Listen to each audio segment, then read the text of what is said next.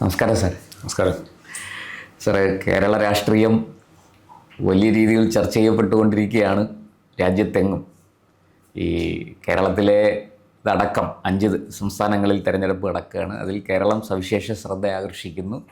ഒരർത്ഥത്തിൽ പറഞ്ഞാൽ മറ്റു പല സ്ഥലങ്ങളിലും ഒരു ബൈപ്പോളർ ഏറ്റുമുട്ടലാണെങ്കിൽ കേരളത്തിൽ ഒരു ത്രികോണ മത്സരത്തിൻ്റെ പ്രതീതിയുണ്ട്.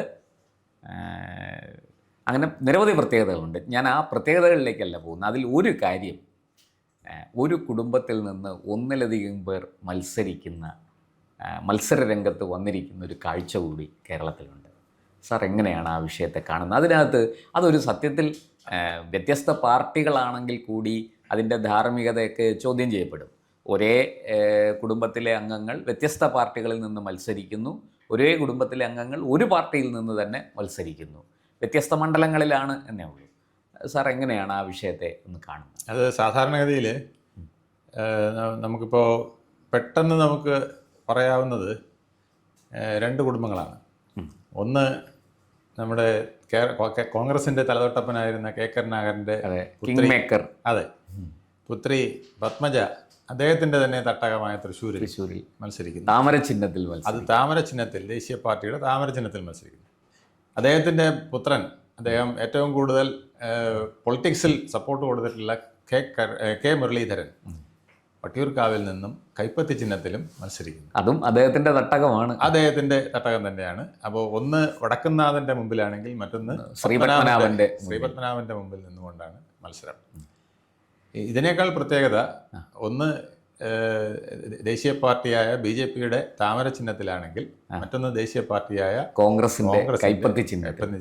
അപ്പോൾ ദേശീയ തലത്തിലുള്ള വൈരികൾ ഏറ്റുമുട്ടുന്നു. ദേശീയ തലത്തിലെ ചിരവൈരികളായ നമ്മുടെ പാർലമെന്റിലെ അത് വെച്ചാൽ മോദിയും മുഖാമുഖം നിൽക്കുകയാണ് രാഹുലുമായിട്ട്. അതുപോലെ ഒരു വീട്ടിൽ ചേട്ടനും അനിയത്തിയും മുഖാമുഖം നിൽക്കുന്ന ഒരു മത്സരം. അത് സന്ദേശം സിനിമയിൽ കൊണ്ട് നമ്മൾ കണ്ടിട്ടുണ്ട്. ചേട്ടനും അനിയനുമാണ് അവര്. ഒന്ന് ഇടതനും വലതനുമായിട്ട് കോൺഗ്രസിന്റെ സാമ്യമുള്ള ഒരു പാർട്ടി, ഒന്ന് കമ്മ്യൂണിസ്റ്റിന്റെ പാർട്ടിയുമായിട്ട് അത് ഭംഗിയായിട്ട് വീട്ടിനകത്തും അടി, വീട്ടിന് പുറത്തും അടി. അച്ഛനും അമ്മയും അന്തം വിട്ട് നിൽക്കുന്നു. ഇവിടെ പിന്നെ അച്ഛനും അമ്മയും ഇത് കാണാനായിട്ട് ഇല്ലാത്തത് കൊണ്ട് അവർക്ക് വലിയ സ്വർഗത്തിലിരുന്ന് അവരെന്താണ് ചിന്തിക്കുന്നത് നമുക്കറിയില്ല.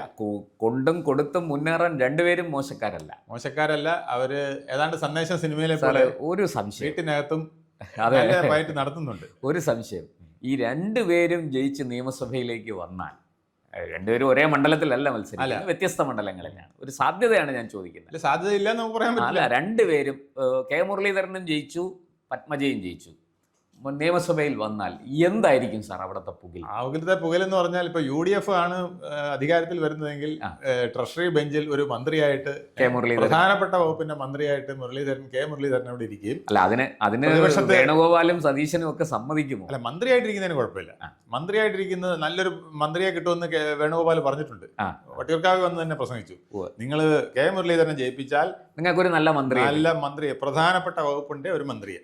ആഭ്യന്തരം ഒന്നും കിട്ടില്ല. അവിടുത്തെ BJP-ക്കാർ കൂടെ സമ്മതിക്കണം. അല്ല, അത് BJP-ക്കാർ സമ്മതിക്കണം, CPM-കാരും സമ്മതിക്കണം. കാരണം അവിടെ കട്ട ത്രികോണമാണ്. അപ്പൊ അവിടെ അതിനുള്ള സാധ്യത നമുക്ക് പിന്നെ പറയാൻ പറ്റുള്ളൂ. പക്ഷെ നമ്മൾ സ്വപ്നം കാണുമ്പോൾ നമുക്ക് നല്ലത് മാത്രമല്ലേ കാണാൻ പറ്റുള്ളൂ. അപ്പൊ ട്രഷറി ബെഞ്ചിൽ അങ്ങനെ കെ മുരളീധരൻ മന്ത്രിയായി അങ്ങനെ ഇരിക്കുന്നു. പ്രതിപക്ഷ ബെഞ്ചിൽ അതും നമ്മുടെ സ്വപ്നമാണ്. നാളെ വോട്ട് ജനങ്ങളുടെ കയ്യിലാണ് ഇരിക്കുന്നത്. 9-ാം തീയതി അവരെ തീരുമാനിക്കും. അതിനും നല്ല സാധ്യതയുണ്ട്, വളരെ സാധ്യതയുണ്ട്. കാരണം 2016 6000 ചില്ലുവാനം വോട്ടിന് പുറകിൽ പോയത് സുനിൽകുമാറിനോടാണ്.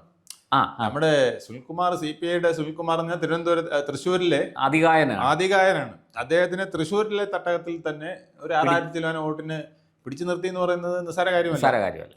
പക്ഷെ 2020 ഗോപാലകൃഷ്ണൻ മത്സരിച്ചിരുന്നു അവിടെ. ആ വോട്ട് നോക്കിക്കഴിഞ്ഞാൽ അതാണ്ട് 28,000 വോട്ടിനോട് അടുപ്പിച്ചുണ്ടായിരുന്നു അദ്ദേഹത്തിന്. അപ്പൊ അതും കൂടെ നോക്കിക്കഴിഞ്ഞാൽ പത്മജയുടെ 6000 എന്ന് പറയുന്നത് ഒരു കുറവേ.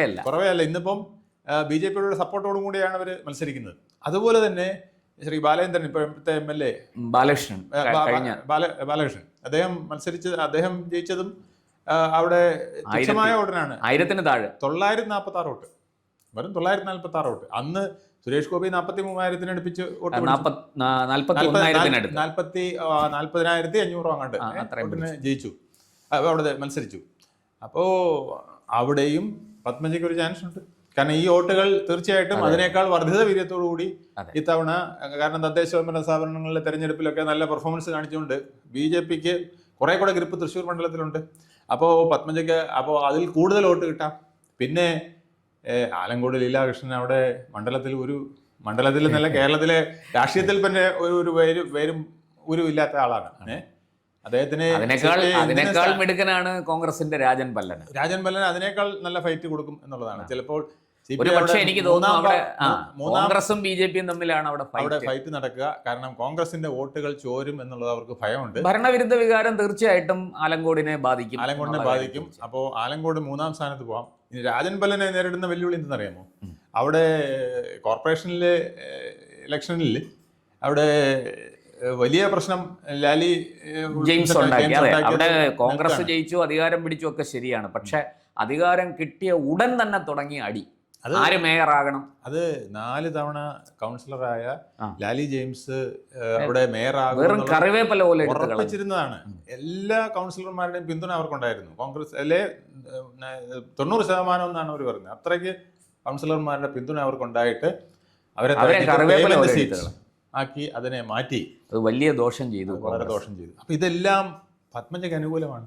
അതായത് കോൺഗ്രസിനകത്ത് ഈ അങ്ങനെയെങ്കിൽ നിയമസഭയിൽ മുരളീധരനും നമ്മുടെ പത്മജയും മുഖാമുഖം വന്നാൽ എന്തായിരിക്കും നിയമസഭയിൽ സംഭവിക്കുക? അത് സംഭവിക്കുക ഇപ്പൊ വീട്ടിൽ നടക്കുന്ന പൂരം ഞാൻ പറഞ്ഞുതരാം. പത്മജ പറഞ്ഞത് എന്തറിയാമോ? എന്റെ അച്ഛൻ ഉണ്ടായിരുന്നെങ്കിൽ അച്ഛൻ ഇന്ന് BJP ചേർന്നേ. വലിയ കോളിലൊക്കെ ഉണ്ടാക്കി. അതേപോലെ തന്നെ വട്ടിയൂർക്കാവിൽ നിന്ന് മുരളീധരൻ പറഞ്ഞത് എന്തറിയാമോ? എന്റെ അച്ഛൻ ഉണ്ടായിരുന്നെങ്കിൽ മോളെ ജീവിതത്തിൽ BJPയിലേക്ക് വിടില്ലായിരുന്നു. അപ്പൊ പോരിന്റെ ഉറപ്പാണ്, ശക്തി ഒന്ന് ഊഹിക്കാമല്ലോ. രാഷ്ട്രീയ പോരാണെങ്കിൽ പോലും ആ പോരിന്റെ ശക്തി ഭയങ്കരമാണ്. ശരിക്കും പറഞ്ഞാൽ നമ്മളൊരു സന്ദേശം സിനിമ കേരള നിയമസഭയിലും മുരളി മന്ദിരത്തിലും ആവർത്തിക്കുമോ എന്നുള്ളതാണ് എന്റെ ഭയം. പക്ഷെ രണ്ടുപേരും നല്ല സ്നേഹബന്ധത്തിലാണ്. അങ്ങനെ ഇരിക്കട്ടെ എന്ന് നമുക്ക് പ്രാർത്ഥിക്കാം. പക്ഷെ രാഷ്ട്രീയത്തിൽ അതൊന്നും ഒരു വിഷയമല്ല. രാഷ്ട്രീയത്തിൽ തീർച്ചയായിട്ടും എതിരാളി തന്നെ, തീർച്ചയായിട്ടും നിലപാട് തന്നെ, അതിന് യാതൊരു സംശയവുമില്ല. പത്മജയുടെ ഏറ്റവും വലിയ പ്രത്യേകത, അവർ ഒരു നിലപാടെടുത്താൽ അതിൽ ഉറച്ചു നിൽക്കും. കരുണാകരന്റെ ആ ഒരു നട്ടല് പത്മജയ്ക്കാണ് കിട്ടിയിട്ടുള്ളതെന്ന് പലരും പറയാറുണ്ട്. കരുണാകരൻ അങ്ങനെയാണ്. മുരളീധരനായാലും ശരി, ഞാൻ പിടിച്ച മുയലിന് 3 കൊമ്പ്, അവിടെ ഞാൻ നിൽക്കുള്ളൂ, അവിടെ നിന്ന് മാറില്ല. ഇന്ദിരാഗാന്ധി 1980 ആ പാർട്ടി രൂപീകരിച്ച് സ്പ്ലിറ്റ് ചെയ്ത് ഇലക്ഷൻ കഴിഞ്ഞിട്ട് ഇങ്ങോട്ട് വന്നപ്പോഴേ ഇവിടുത്തെ കോൺഗ്രസ്സുകാരെല്ലാം സ്പ്ലിറ്റ് ചെയ്ത് പോയി. AK ആന്റണിയും ഉമ്മൻചാണ്ടിയും എല്ലാം UDF ചെന്ന് ചാടി. വയലാർ രവി അടക്കം LDF ചെന്ന് ചാടി. എന്നിട്ട് പോലും അവിടെ ഭരണത്തിൽ ഇരുന്നിട്ടും K കരുണാകരൻ ഒറ്റയ്ക്ക് പിടിച്ചു നിന്നു. ഇവിടെ ഇന്ദിരാ കോൺഗ്രസുമായിട്ട് നിന്നു. എന്നിട്ട് ആ ഇന്ദിരാ കോൺഗ്രസിനെ വളർത്തിയ അദ്ദേഹം ഈ നിലയിൽ ഇവരെല്ലാം തിരിച്ചു കൊണ്ടുവന്നല്ല, തിരിച്ചു വരാനുള്ള സാഹചര്യം അദ്ദേഹം ഉണ്ടാക്കി. മനസ്സിലായില്ലേ? തിരിച്ചു വരാനുള്ള സാഹചര്യം ഉണ്ടാക്കി. ആ വിധത്തിൽ ഇവിടെ പൊളിറ്റിക്സ് മാറ്റാൻ അദ്ദേഹത്തിന് അറിയാമായിരുന്നു. അദ്ദേഹം വളരെ തന്ത്രപൂർവ്വം അത്തരം കാര്യങ്ങൾ നടത്തുന്ന ആ ഒരു ശൈലി പത്മജയ്ക്കുണ്ട്. പത്മജയ്ക്ക് പറ്റിയ കുഴപ്പമെന്ന് വെച്ചാൽ കോൺഗ്രസിനകത്തായി പോയിട്ട് അവർ ഈയിടെയും പറഞ്ഞു കിടന്നുറങ്ങാൻ പറ്റില്ല. വൈകിട്ട് ഇപ്പം വളരെ സന്തോഷമാണ്. ഞാൻ പ്രചരണം കഴിഞ്ഞ് സമാധാനമാണ്. വന്ന് 9 മണിക്ക് വീട്ടിൽ വന്നാൽ 10 മണിക്ക് നിന്ന് ആരും കുത്തില്ല. അഥവാ ആരെങ്കിലും പ്രശ്നം ഉണ്ടെങ്കിൽ നേതൃത്വത്തിനോട് പറഞ്ഞാൽ പറഞ്ഞാൽ രാവിലെ ആ പ്രശ്നം തീർന്നിരിക്കും. മറ്റേത് എനിക്കല്ല. രാത്രി 10 മണിക്ക് വീട്ടിൽ വന്ന് കയറി കഴിഞ്ഞാൽ പ്രചരണം കഴിഞ്ഞ് വരുമ്പോഴാണ് ഒരു ലിസ്റ്റ് പരാതികൾ. അയാൾ അങ്ങനെ, ഇയാൾ ഇങ്ങനെ. പിന്നെ അത് ഫോൺ വിളിക്കാനും ദേശീയ നേതൃത്വത്തെ വിളിക്കാനും സംസ്ഥാന നേതൃത്വത്തെ വിളിക്കാനും ഇതൊടക്കാനും ഉടക്ക് തീർക്കാനും കഴിഞ്ഞ് കിടന്നുറങ്ങുമ്പോൾ ഇതേ പ്രശ്നം വട്ടിയൂർക്കാവിൽ മുരളീധരനെ നേരിടുന്നുണ്ട്. അയ്യോ, അതിനേക്കാൾ വലുതായിട്ട് നേരിടുന്നുണ്ട്. കാരണം മുരളീധരനെ 2 വിധത്തിലാണ്. ഒന്ന്, പാർട്ടിക്കകത്തു നിന്നുള്ള പ്രശ്നങ്ങളേക്കാൾ ഉപരി അതൊരു സ്ഥലത്ത് നിൽക്കുമ്പോൾ അതിനേക്കാൾ ഉപരിയായിട്ട് അദ്ദേഹത്തിനെ തോൽപ്പിക്കണം എന്ന് വിചാരിക്കുന്ന വേറൊരു വിഭാഗം കൂടെ അവിടെ നിൽക്കുകയാണ്. അത് അദ്ദേഹം ഈ BJPക്കെതിരെ അല്ലെങ്കിൽ ഹിന്ദുക്കൾക്കെതിരെ നിൽക്കുന്ന ഒരാളെന്നുള്ളൊരു ഇമേജ് അറിഞ്ഞോ അറിയാതെ സൃഷ്ടിക്കപ്പെട്ടിട്ടുണ്ട്. അത് നേമത്തെ മത്സരിക്കാൻ പോയി താമര വിരിയാതിരിക്കാൻ നോക്കിയപ്പോഴും, തൃശ്ശൂർ പോയി താമര വിരിയാതിരിക്കാൻ നോക്കി, പക്ഷെ താമര വിരിഞ്ഞപ്പോഴും ഒക്കെ അദ്ദേഹത്തിനുണ്ടായ ചീത്തപ്പേര് ഇതാണ് വളരെ വലുത്. അദ്ദേഹം BJPക്കെതിരെ എന്നുള്ളതിനേക്കാൾ കൂടുതൽ ഹിന്ദുക്കൾക്കെതിരായി അദ്ദേഹം സ്വന്തം കമ്മ്യൂണിറ്റിക്ക് എതിരായിട്ട് നിലപാടെടുക്കും. ഇത്രയധികം നിലപാടെടുക്കുകയും ഒരു അങ്ങനെ ഒരു ആക്ഷേപം അദ്ദേഹത്തിനെതിരെ ശക്തമായിട്ടുണ്ട്. ഈ പിന്നെ കുലംകുത്തി എന്ന് പിണറായി പറയില്ലേ, ആ വിധത്തിൽ ഈ കുലത്തിന്റെ തന്നെ, ഇത് മറ്റേത് പാർട്ടിയിലാണ് അദ്ദേഹം പറയുന്നത്, ഇത് സ്വന്തം വർഗത്തിന്റെ തന്നെ കുലംകുത്തിയായി മാറി എന്ന് പറയുന്ന ഒരു അഭിപ്രായം, ആക്ഷേപം അവിടെ നിൽക്കുന്നുണ്ട്. അപ്പൊ അത് എന്തായാലും ഇത് നമുക്ക് സ്വപ്നം കാണാം. കണ്ണോത്ത് കുടുംബം നിയമസഭയിലേക്ക് എത്തിയാൽ ഇതാണ് അവസ്ഥ. മറ്റൊന്ന്, ഒരു അച്ഛനും മകനും ഒരേ ചിഹ്നത്തിൽ മത്സരിക്കുന്നു അടുത്തടുത്ത മണ്ഡലത്തിൽ. തീർച്ചയായിട്ടും അത് വേറെ ആരുമല്ല, PC ജോർജും മകൻ ഷോൺ ജോർജുമാണ്. ഈ രണ്ടുപേരും ജയിച്ച് നിയമസഭയിലെത്തിയാൽ ഈ രണ്ടുപേരുടെയും ജയസാധ്യത സാറൊന്ന് ചെറുതായിട്ടൊന്ന് വിശകലനം. അതിന്റെ ജയസാധ്യത ഉണ്ട് എന്നുള്ളതാണ് ഞാനിപ്പോൾ മനസ്സിലാക്കുന്നത്. അതായത് പൂഞ്ഞാറിനെ സംബന്ധിച്ചിടത്തോളം പൂഞ്ഞാറിൽ ഏതാണ്ട് വ്യക്തമാണ്, 40,000 വോട്ട് അദ്ദേഹത്തിന് അല്ലേലും കിട്ടും. കാരണം എന്ന് പറയുമ്പോൾ പൂഞ്ഞാറിലെ തെരുവിലൂടെ ഇങ്ങനെ നടക്കുമ്പം ഇത് ഞാൻ ഉണ്ടാക്കിയ പോസ്റ്റ് ഓഫീസ്, ഇത് ഞാൻ ഉണ്ടാക്കിയ പോലീസ് സ്റ്റേഷൻ, ഇത് ഞാൻ ഉണ്ടാക്കിയ റവന്യൂ ഓഫീസ്, ഇത് ഞാൻ ഉണ്ടാക്കിയ വില്ലേജ് ഓഫീസ്, ഇങ്ങനെ പറഞ്ഞു പോകാൻ തന്നെ PC ജോർജിന് ഇഷ്ടം പോലെ ഉണ്ട്.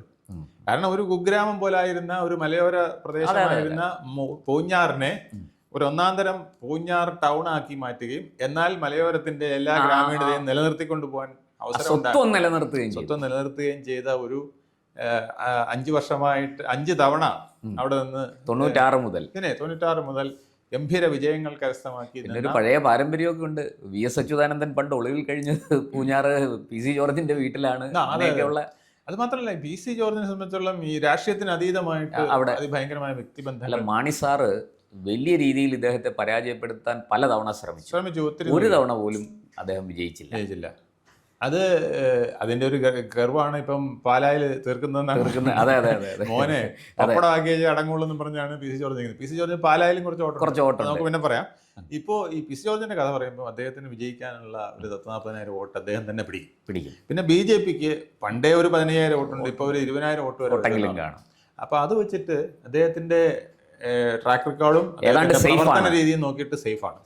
പൂഞ്ഞാറിൽ ഒരു താമര വിരിയാനുള്ള സാധ്യത വളരെ ഉണ്ട്. അതായത് നമ്മൾ നേമം പോലെ, കഴക്കൂട്ടം പോലെയൊക്കെ അല്ലെങ്കിൽ മഞ്ചേശ്വരം പോലെയൊക്കെ, പാലക്കാട് പോലെ നമുക്ക് നേമത്തൊരു പൂഞ്ഞാറിൽ വലിയ സാധ്യത കൽപ്പിക്കാം. സർ, പാലായിലേക്ക് വന്നു കഴിഞ്ഞാൽ പാലായിൽ അപ്പനക്ക് പുറന്താൽ ഇപ്പിടിത്താൻ പറയില്ല, അതുപോലെ നിന്ന് നിപ്പിൽ 4 കാലിൽ നിൽക്കാൻ കഴിവുള്ള ഒരാളാണ് ഷോൺ ജോർജ്. പക്ഷെ ഷോൺ ജോർജിന്റെ വേറൊരു ഗുണം വെച്ചാൽ അപ്പന് പറ്റുന്ന ചില ഈ അതാണ് അതില്ല. അതായത് നാക്കുപിഴ അദ്ദേഹത്തിന് ഇല്ല. PC പിന്നെ എന്തും വിളിച്ചു പറയും. PCക്ക് അത് അദ്ദേഹത്തിന്റെ അദ്ദേഹത്തിന് കേരള രാഷ്ട്രീയത്തിൽ തൂക്കി നോക്കാൻ പറ്റിയ ഒരേ ഒരാളെ അദ്ദേഹത്തിനോടൊപ്പം ഉള്ളൂ, അത് സാക്ഷാൽ വെള്ളാപ്പള്ളി നടേശൻ. വെള്ളാപ്പള്ളി നടേശനും PC ജോർജും കട്ടയ്ക്ക് തോന്നും. ജനം അങ്ങനെ അക്സെപ്റ്റ് ചെയ്യുന്നുണ്ട്, രണ്ടു കൂട്ടരെ അങ്ങനെ അക്സെപ്റ്റ് ചെയ്യാം. ഇവർക്ക് എന്തും പറയാം. PC ജോർജ് ചിലപ്പോൾ 90 വയസ്സായാലും ഇതുപോലൊക്കെ തന്നെ പറയും, ഇങ്ങനെയൊക്കെ തന്നെ. അപ്പൊ ഷോൺ ജോർജിന് പക്ഷെ അദ്ദേഹത്തിന് ആ ദോഷമില്ല.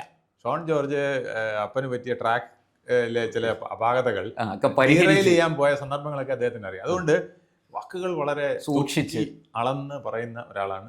അതുകൊണ്ട് തന്നെ ജനസമ്മതി വളരെ കൂടുതലാണ്. ജെൻസി പിന്തുണ, പിന്നെ ഹിന്ദു പിന്തുണ, ക്രിസ്ത്യൻ പിന്തുണ, ഇത്രയും ആർജിക്കാൻ കഴിഞ്ഞാൽ പിന്നെ പറയണ്ടല്ലോ. പാലായിൽ അതൊരു വലിയ സാധ്യതയാണ്. അതായത് ഹിന്ദുവും ക്രിസ്ത്യനും ഏതാണ്ട് സമാസം അല്ലെങ്കിൽ 60-40 എന്ന് പറയാൻ മാണിസാറ് കളിച്ചിരുന്ന കാർഡാണ്.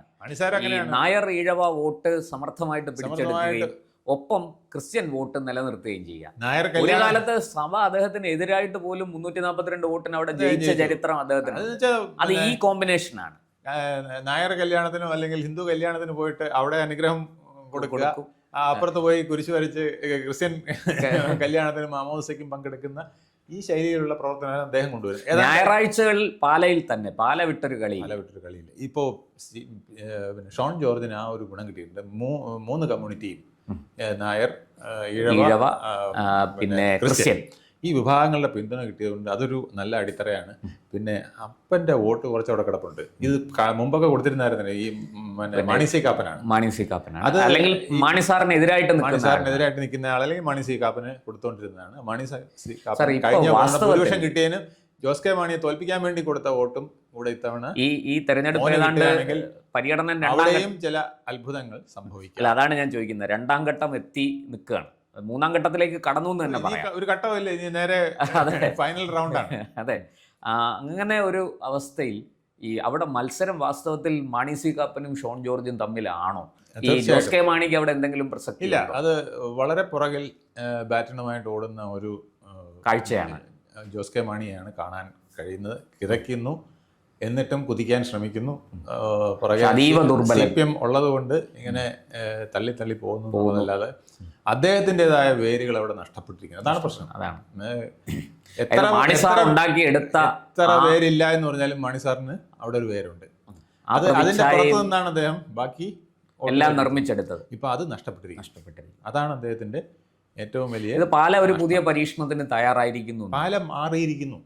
പാലയിലെ അങ്ങനെയെങ്കിൽ സാർ, ഈ അച്ഛനും മകനും ജയിച്ച് നിയമസഭയിൽ എത്തിയാൽ എന്തായിരിക്കും വലിയ കോളിളക്കം കേരള നിയമസഭയിൽ? അവിടെയും ഗർജിക്കുന്ന 2 സിംഹങ്ങൾ പ്രതിപക്ഷത്ത് വരാൻ പോകുന്നു എന്ന് നമ്മൾ കാണേണ്ടിയിരിക്കുന്നു.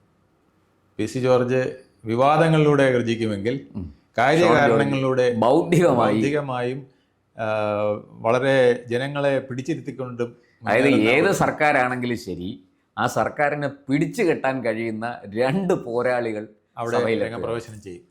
അതാണ് നമുക്ക് കാണാൻ പോകുന്നത്. അതായത് ഈ കണ്ണോത്ത് കുടുംബത്തിൽ നിന്ന് ചേട്ടനും അനിയത്തിയും മുഖാമുഖമാണെങ്കിൽ ഇവിടെ അച്ഛനും മകനും ഒറ്റക്കെട്ടായിട്ട് ഒരു പാർട്ടിയിൽ ഒരു ചിഹ്നത്തിലാണ്.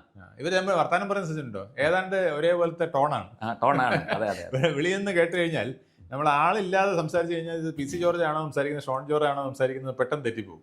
2 പേരുടെയും ശബ്ദവും നേരത്തെ പറഞ്ഞ അപ്പനക്ക് പിറന്താൽ അത് തന്നെയാണ് പഠിത്താൻ ആ വണ്ണം കൂടി ഇച്ചിരി കിട്ടി കഴിഞ്ഞാൽ അത് പതുക്കെ വരുമായിരിക്കും.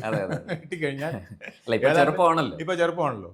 ഒരു 40 വയസ്സ് കഴിയുമ്പോൾ അറിയാം, 40-45 കഴിയുമ്പോൾ 46 തോന്നുന്നു. കുറച്ചുകൂടെ കഴിയുമ്പോൾ അറിയാം. ഇപ്പൊ കൊച്ചു പയ്യനായിട്ട് അങ്ങനെ ഇരിക്കുകയാണ്.